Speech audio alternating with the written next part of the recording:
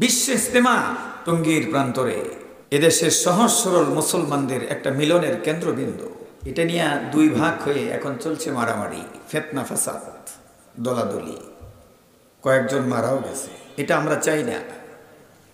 আমরা চাই ঐক্য, সংহতি, ভ্রাতৃত্ব। সকলেই কোরআন সুন্নাহ থেকে কথা বলে, কোরআন সুন্নাহকে সামনে নিয়ে আমাদেরকে ঐক্যবদ্ধ হতে হবে। আর একটা মিনিটও যেন আমাদের মধ্যে অনৈক্য না থাকে, সেজন্য মুরব্বীদেরকে বসে সিদ্ধান্ত গ্রহণ করতে হবে। কোরআন এবং রাসূলের সুন্নাহকে সামনে নিয়ে কথা বলেন, ঠিক কি ঠিক না? কিসের সাতপন্থী আর জোবায়েরপন্থী? আমরা সবাই ইসলামপন্থী। আমরা কি ইসলামপন্থী? রাসূলের উম্মত, রাসূলের সুন্নাহ অনুযায়ী আমরা দাওয়াতি কাজ করব। রাসূল আকরাম সাল্লাল্লাহু আলাইহি ওয়াসাল্লাম মক্কা থেকে মদিনায় গেলেন, গিয়ে দেখেন প্রসিদ্ধ দুইটি গোত্রের মধ্যে রক্তক্ষয়ী সংঘর্ষ চলছে। যুগের পর যুগ, শতাব্দীর পর শতাব্দী মারামারি বন্ধ হচ্ছে না। আল্লাহ রাসূল এই দুইটি গোত্রকে নিয়ে বসলেন, আল্লাহর কোরআনকে সামনে রেখে, দ্বীনকে সামনে রেখে তাদের প্রতি আহ্বান করলেন, তোমরা যদি দ্বীনকে ভালোবাসো, আল্লাহর কোরআনকে ভালোবাসো, আল্লাহ এবং রাসূলের প্রতি আনুগত্যশীল হও, তাহলে তোমাদেরকে মারামারি ছেড়ে দিয়ে নিজেদেরকে কম্প্রোমাইজ করে একসাথে বসতে হবে এবং আজকে থেকে ভ্রাতৃত্বের বন্ধনে আবদ্ধ হয়ে যেতে হবে। আউস এবং খাজরাজ গোত্রের ঝগড়া বন্ধ হয়ে গেল, ভ্রাতৃত্বের বন্ধনে আবদ্ধ হয়ে গেল।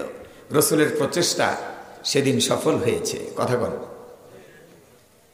তাহলে আমরা কেন পারবো না সেই রাসূলের ওয়ারিস হয়ে?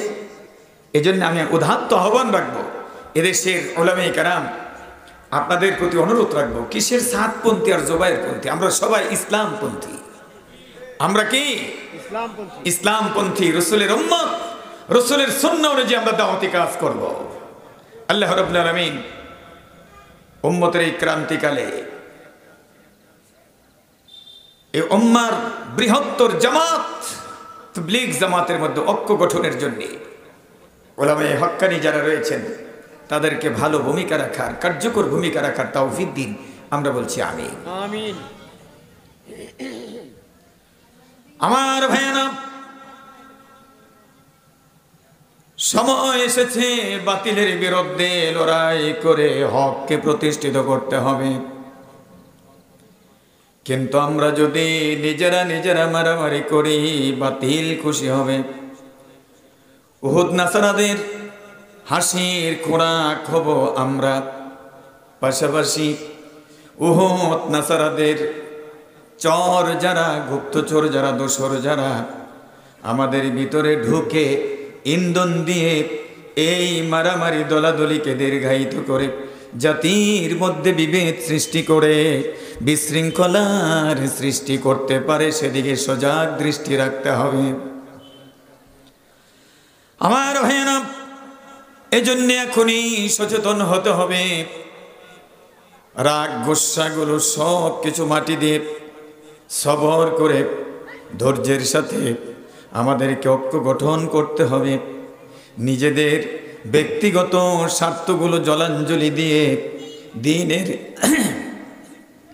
দ্বীনের স্বার্থে আমাদেরকে একসাথে বসতে হবে।